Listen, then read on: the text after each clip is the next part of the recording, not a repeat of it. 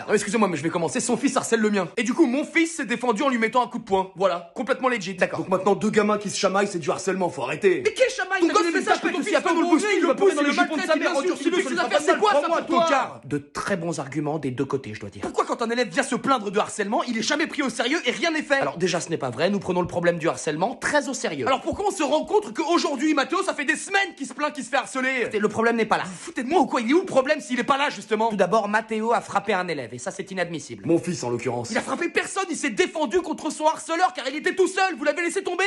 Ça, c'est un peu vrai. Est-ce qu'il vous arrive d'être violent? Bah vas-y, tu peux leur dire, vas-y. Non, c'est à vous que je m'adresse, monsieur. Moi?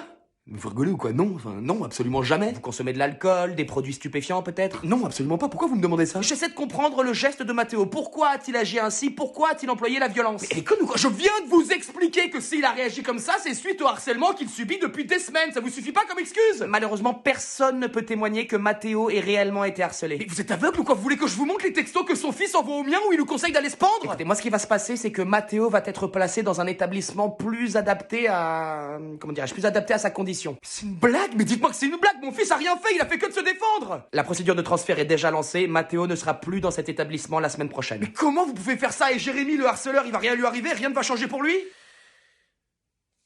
Et vous arrivez à vous regarder dans une glace, là, tous les deux, le soir, avant d'aller dormir? Il est inutile de rendre les choses plus compliquées qu'elles ne le sont. Tant que nous n'aurons pas la preuve que Mathéo ait réellement été harcelé, Mathéo sera renvoyé de ce collège. J'arrive pas à y croire. Vous êtes content de vous? Viens, Mathéo, on s'en va. Non, je sais que t'as pas envie de changer de collège, mais t'inquiète pas. On va se battre.